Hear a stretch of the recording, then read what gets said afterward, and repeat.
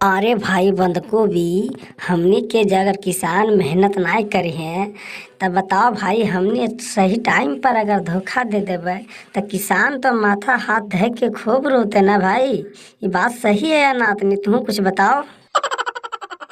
ये तो सही बोल रहली यार। अगर हमनी कितना सेवा संभाल ना करते तो धोखा में तो किसानवा रोबे करते यार। इसीलिए हमनी के बहुत ज्यादा मानो है भाई। धोखा हमनी के ना देवे के चाहिए यार। बुझली भाई, ध्यान दे बात के। धोखा ना देवे के चाही भाई। हाँ रे भाई, तो जाना ही हमनी के कितना वैल्यू है से। पूरा मार्केट में इस बार पूरा 50 रुपया किलो बिकली है। हमनी के किसनवा कितना सेवा करल का तब इतना जाके महंगा में बिकली है, बुझो ही भाई। कुछ एकरा में सोच के तुम बताओ एकर बात।